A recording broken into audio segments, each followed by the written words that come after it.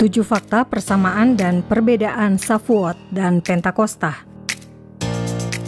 Saudara, hari ini umat Yahudi merayakan Shavuot, hari ketika hukum Taurat diberikan. Simak 7 fakta ulasan fakta Israel berikut ini guna mengenal lebih dalam Shavuot dan Pentakosta. 1. Hari ke-50.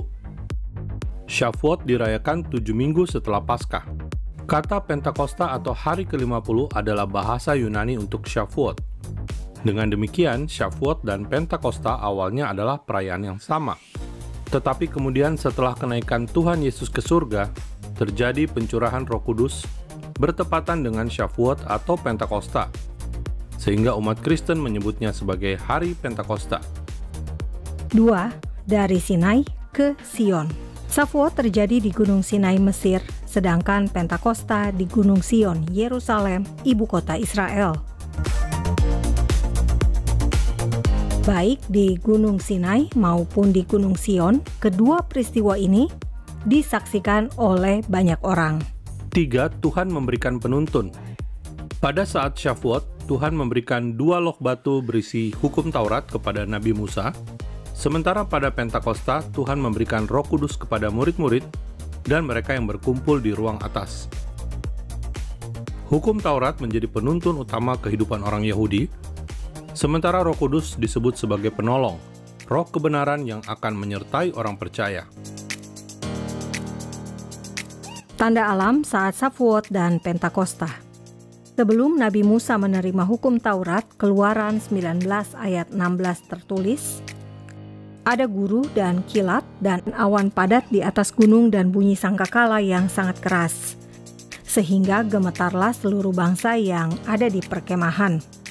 Sementara saat Pentakosta, Kisah Para Rasul 2 ayat 2 tertulis, tiba-tiba turunlah dari langit suatu bunyi seperti tiupan angin keras yang memenuhi seluruh rumah di mana mereka duduk. 5. Api dan lidah api. Saat Shavuot, Keluaran 19 ayat 18 tertulis, Gunung Sinai ditutupi seluruhnya dengan asap, karena Tuhan turun ke atasnya dalam api, asapnya membumbung seperti asap dari dapur, dan seluruh gunung itu gemetar sangat. Manifestasi yang hampir sama juga terjadi pada Pentakosta, yakni tampak lidah-lidah seperti nyala api di atas kepala para murid. 6. 3.000 orang. Pada momen Shavuot, bangsa Israel memberontak kepada Tuhan dengan cara membuat patung lembu emas untuk disembah. Akibatnya, 3.000 orang tewas sebagai hukuman.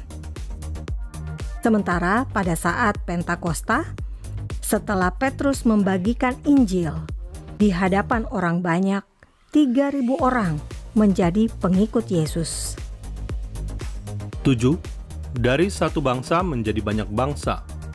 Jika di Gunung Sinai, hukum Taurat adalah hukum yang mengikat bangsa Israel sebagai umat Tuhan, maka di Gunung Sion, Yerusalem, Tuhan memberikan Roh Kudus kepada 120 orang di ruang atas untuk memberitakan Injil kepada bangsa-bangsa. Roh Kudus menjadi materai bagi orang percaya dari seluruh bangsa.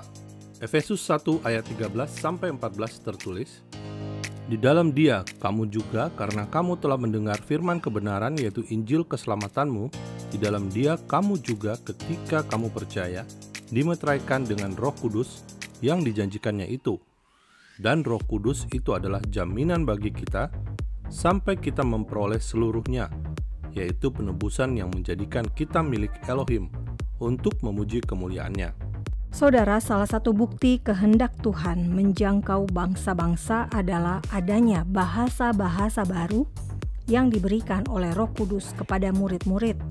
Melalui bahasa-bahasa lokal tersebut, melalui bahasa-bahasa yang dikenal oleh berbagai bangsa di dunia, Injil keselamatan bisa masuk ke setiap suku dan bahasa.